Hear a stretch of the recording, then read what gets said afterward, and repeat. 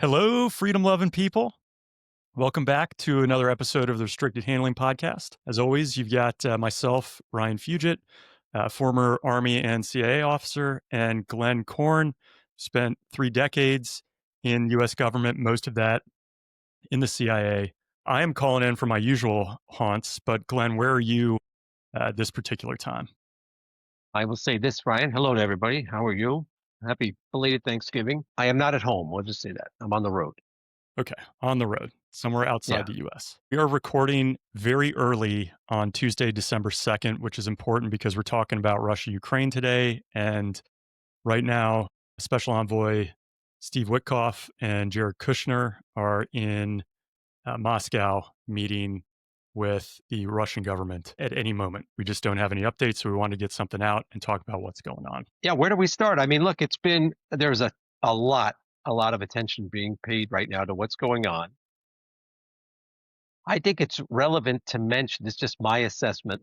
Our viewers, our listeners may have a different view. You may have a different view.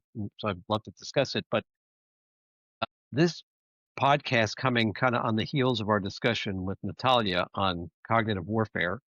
I personally think there is either, we're let's say this, there have been two serious leaks of information that relate to alleged U.S. policy or U.S. policy on Ukraine, the Trump administration working to end the war in Ukraine, Russia's aggression. Two big leaks, one leak of the 28-point plan that was being discussed in the administration or certain parts of the administration with the Russians and then was brought to the Ukrainians for discussions. And then there was a leak of alleged phone conversations, transcripts of phone conversations between Steve Witkoff and Mr. Ushakov, who is the special envoy for President Putin for, I think, foreign affairs.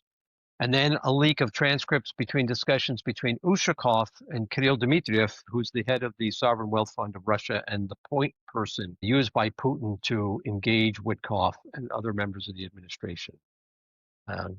Going back to the beginning of this year. So I would suggest there's a big debate about this, and people are wondering, where did these leaks come from?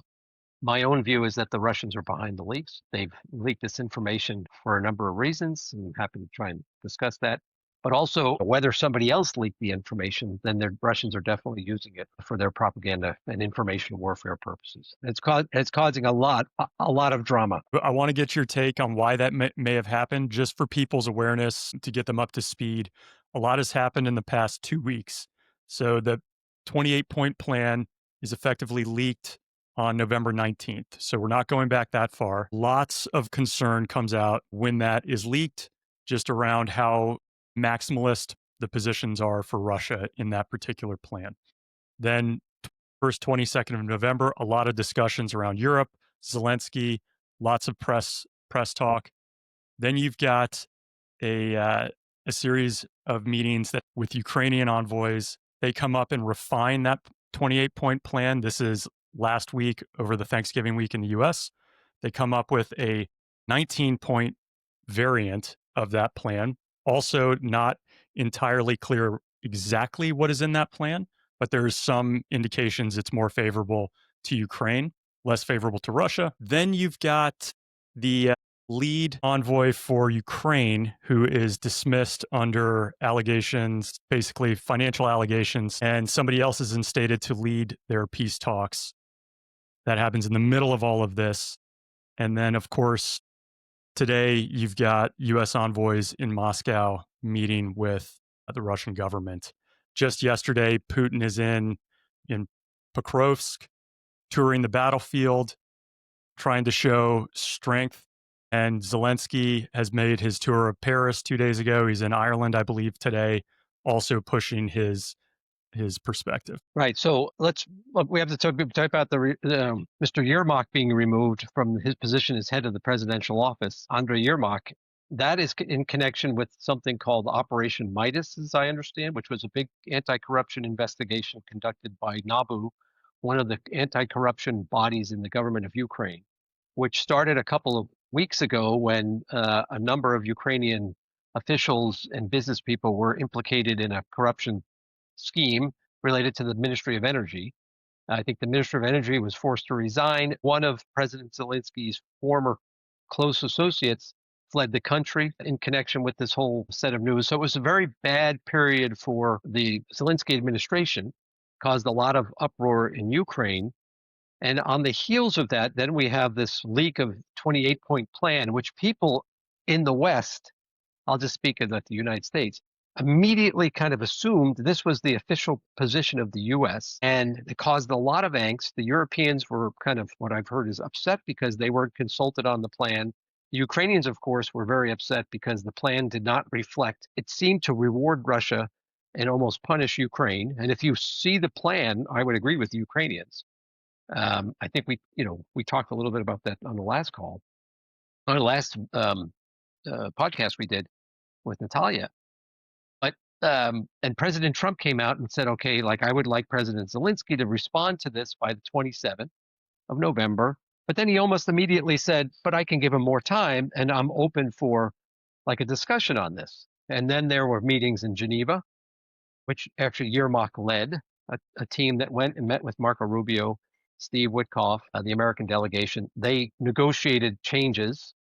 I should say the Europeans also released an 18-point plan or piece, which was not an EU document, by the way. It's very important to stress that. It was a number of European countries, but I wouldn't say it's all European.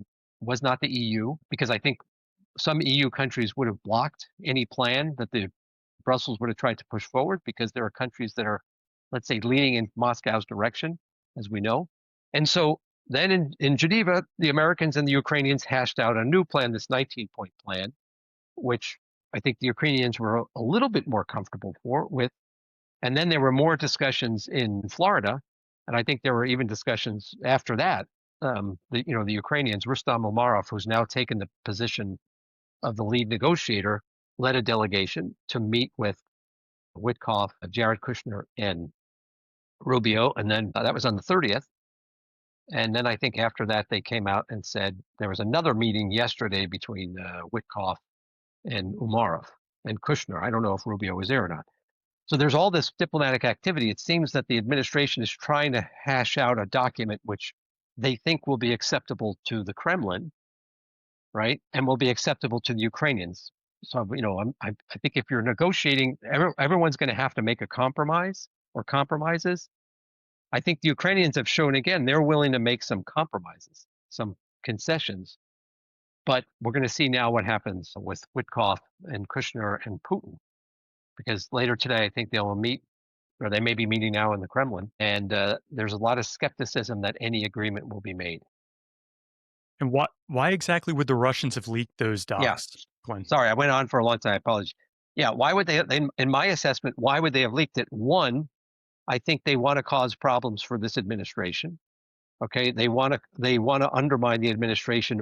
Honestly, the U.S. doesn't look great when you have a plan that comes out that shortly afterwards there's another leak that says this plan was hatched by the Russians and handed to the American special envoy, and then this is all of a sudden the plan, which seems very pro Russian, right? And then, so that's one objective. I read one theory in actually a Russian media source that speculated that actually the Russians probably leaked it because they wanted to undermine any chance of this being successful from the get-go. They want to show the administration that they are interested in negotiations, but they don't really want to negotiate.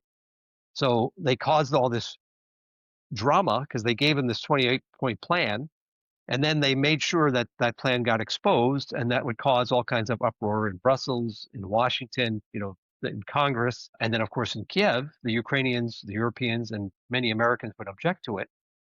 And then the plan would be modified, and the Russians would say, okay, it doesn't have the concessions that we want, so we're not going to accept it.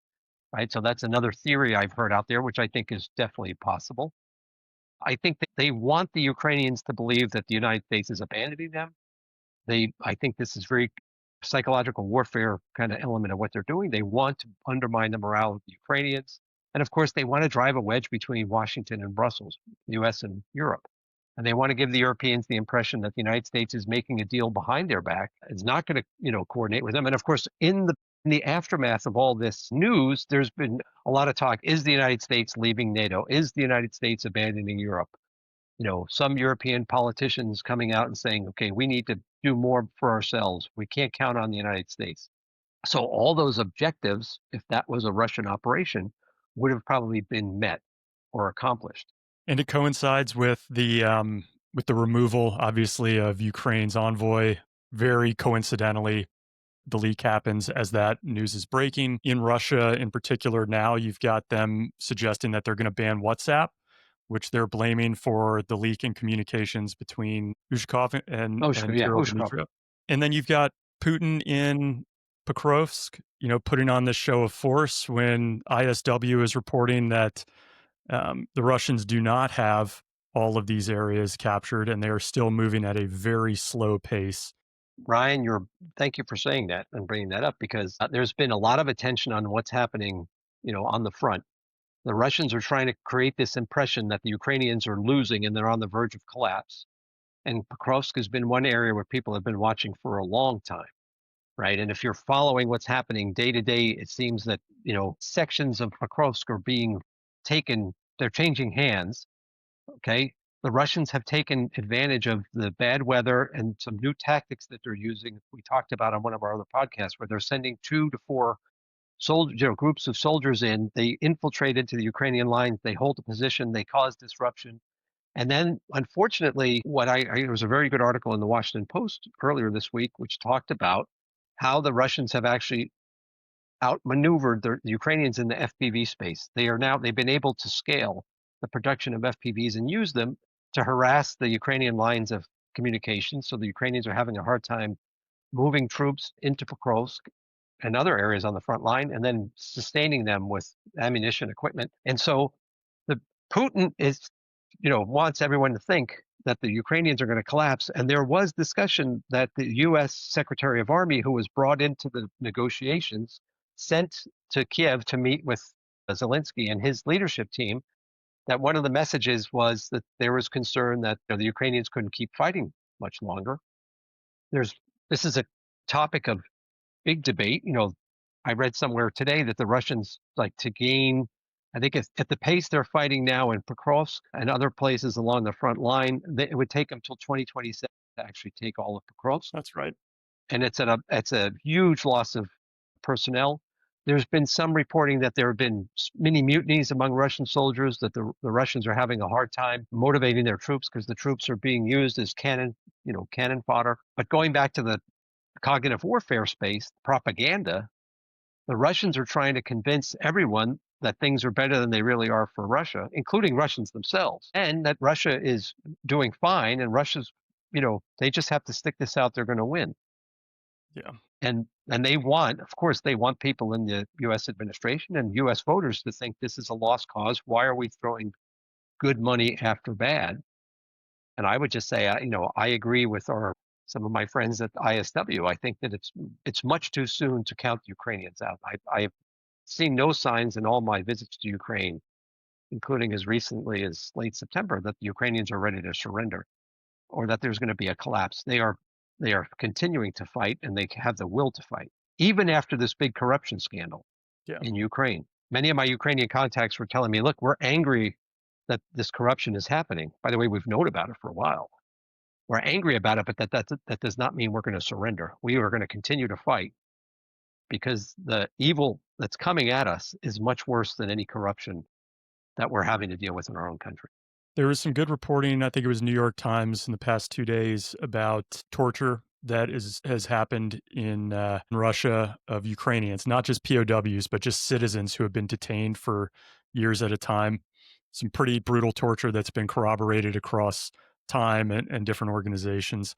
And then also reports in the past 24 hours of Russian soldiers looting their own dead for cell phones, money, etc., just to give you an idea of what morale is like on that side. It is every man for themselves in many cases on the Russian side. Glenn, what do you think is going to come of the discussions with Witkoff, Kushner, and Moscow today, tomorrow? What should we expect? So my understanding is Putin has already made a statement that he stated that he doesn't want to go to war with Europe, but that if Europe wants to go to war with Russia, he's ready to go to war. And he's claimed that the Europeans ruined the peace negotiations. So I think he's setting the stage he's going to basically say, I'm not going to agree to a ceasefire. I'm not going to agree to what is in this 19-point proposal. My guess is Putin's goal is going to be to continue to give President Trump the impression that I'm willing to negotiate, I'm open to discussions, but I'm not going to make a deal yet because I don't have what I want. And he'll continue to fight on the battlefield. And he's going to continue to try to deter the US and the West from giving Ukraine more assistance.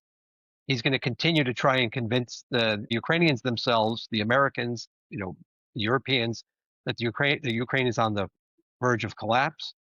And again, it's a lost cause. And of course, we know about the proposal that Dmitriev made months ago. Let's end this war by making business deals, economic deals. And my understanding is that the special envoy, Mr. Witkoff, told the media, look, this could be a win-win-win for everybody. It could be win for Ukraine, win for Russia, win for the United States. There could be all kinds of business deals that could take place, and the reconstruction of Ukraine, kind of from the profits of some of these business deals, which I don't fault him for wanting that to happen. My own view is I don't think the Russians think that way. At least guys like Putin don't think that way. It's not win-win for him. It's zero sum. Either I win or you win, and I'm not going. I don't want to lose. And right now, the best tool he has to win is actually not on the battlefield. It's not economic. It's this kind of cognitive warfare space, the disinformation and the controlling of the information flow and the thinking of his opponents. Just as a reminder to people on how fragile the Russian economy is right now. I mean, inflation's 8 to 10%. Interest rates are 16.5%, way more than they are in other countries that you would expect to see businesses trying to thrive. Energy profits declined up to 70%. Price of oil per barrel for them has gone down from, I think, $80 to $50 and is projected to go down into as much as 30 in the coming 2 years. All of that because of sanctions, wartime economy. They've lost potentially 150,000 killed, over a million wounded. They're increasing taxes. Value-added taxes are going up, VATs, 20 to 22%. And the number of firms that have to pay those is going to increase. It used to be only firms that have an annual revenue of 60 million rubles. Now it's 10 million. So far more people are going to be dependent on paying this. And there's talk about conscription coming up in the next few months. They're cracking down hard, as we've said, on dissent. They're rolling out Max, which is their new app. Somebody spoke out against it and was jailed for 8 years. Like, that is the situation right now. So they can put on a good face, but you really have to dig into the facts of what's going on and how fragile this could be for them. Yeah, great points. Very good, very interesting statistics. The inflation is probably actually higher than that in my assessment. Yeah. The Russians are fudging the numbers, of course. I just read a great article in the Russian website where the author is an economist, and he's saying that Nabulina, the head of the central bank, Herman Gref, they're all avoiding telling Putin the truth, Yes. right? Because they don't want to tell the czar that actually the coffers are empty. They're trying to do all these different things to make it appear as if everything is fine. But the fact is, there's reporting that the Russians have had to reduce spending on defense spending. Production in defense factories is slowing down. In many factories across Russia, they're now going to a 4-day work week because they don't have enough money to keep the factories working or to pay people. People are in arrears for weeks or months. This Hmm. is very reminiscent of the late 80s, early 90s. And, people are getting more and more frustrated with what's happening. To buy into this Potemkin village view that everything is fine in Russia is, I think, a big mistake. The Russians have serious financial problems and economic problems. There's something else I wanted to flag that I noticed in the 19-point plan. Again, it wasn't released necessarily so we could see all of it, but there was reports that there are 3 to 4 specific topics that are going to be deferred for later discussion between top leaders. One is full territorial recognition, one is Ukraine's NATO future, another is the kind of a rigid cap on troop numbers within Ukraine. And it's these 3 topics which I feel like are fundamental red lines, I would say, for Ukraine. NATO, territory, maybe troop cap would be less depending on the first 2. Right. But to defer those to a later date seems challenging. I'd be very interested to know what is within the 19 points that would allow you to defer these 3, or at least 2, probably critical aspects to later. Right. I don't know what's in the 19 points. I think the Ukrainians have came out after Geneva, and they came out again after meetings in Florida, saying they're more comfortable with some of the amendments. There are still some aspects of the 19 points that they don't agree with, and they're going to have to be hashed out. But it was, productive meetings. I think Marco Rubio said the same thing. Going back to those three core issues that you're talking about, my guess is Putin's going to be fine with deferring them to later meetings because he wants another meeting with Trump to show the world that he's Yes. still like a world leader, and he wants to buy more time. And he's going to Yes. try and drag this out. And even if there is another summit, he'll probably will not agree to, the Ukrainians are going to probably be ready to compromise on some of these issues, but he won't compromise. He'll draw it out more, and he'll try and wear down the Ukrainians. And this is, I've been saying this for a long time. This is what the Russians did in Syria when they were negotiating on the whole issue of the Syrian opposition. They would send delegations to Europe to meet with the Americans and Syrian opposition, and then at the same time they'd be killing Syrians, bombing Syrians, going after the opposition. So this is just the way that they negotiate. How about Glenn? I'd love to get your take on this. How important is it for Russia to just be seen? This is front page news everywhere now. Like every time one of these things happens, I assume that's good for them in their propaganda war, in their idea of being more relevant on the world stage. Yeah, that's another great point. I mean, the Russians, if you talk to people that worked in Russia or have dealt with the Russians, in the 90s they were really upset because they were not in like on the front page of the Washington Post or New York Times every day. I used to tell my Russian contacts, that's a good thing. But they're almost like, and if we have any teenagers in our audience, which I highly doubt, but if we do, don't get mad at me, but they're like a teenager that wants attention from the parents. And so they do bad things to get the attention, right? I'm sure that they're loving that they're in, like, there's all this drama, there's all this attention being paid to Russia, and they're the key players. Putin is the key guy. Everyone, the whole world is watching what's going to come out of these meetings in the Kremlin. Exactly. And if we do have teenagers who are listening, you probably have a future at the CIA or the State Department if this is the kind of thing you spend your time listening to. All right. By the And way, I I'm a don't know. teenager. I'm trying to Yeah, appeal to that crowd. I'm you're like a a teenager. teenager at heart. Well, my wife says I'm like a child, but that's a whole other story. I don't know what comes next. It's not that we haven't heard like what comes next. I think we're waiting now. Next steps are to hear what comes out of Moscow. I think we all sense that it will be something that will not lead to a peace plan right away. And to your point, will probably drag on a little bit longer.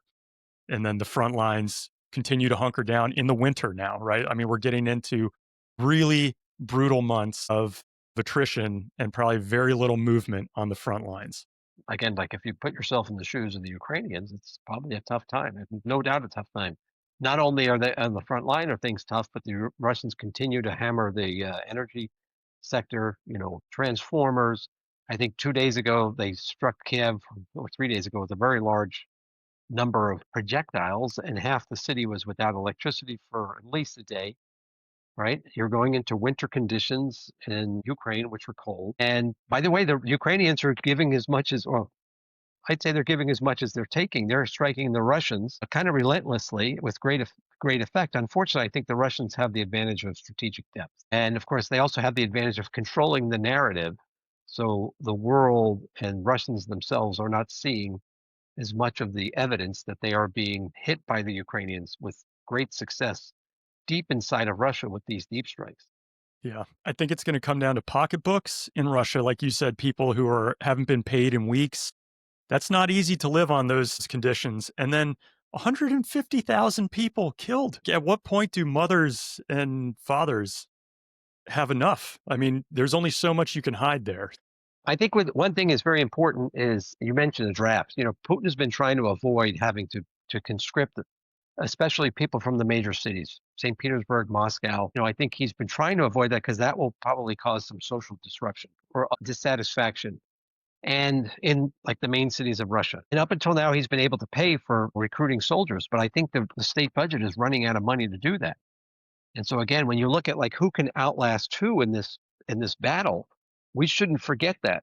If he has to go to conscription and he's going to have to go to some of these young people in the major cities, that's probably going to cause some serious issues. By the way, the issue it's already caused is there's a labor shortage. They can't staff many jobs to keep the economy going, right? So it's causing all kinds of problems internally. And no doubt the Ukrainians have similar problems, but we shouldn't assume that everything is good for the Russians.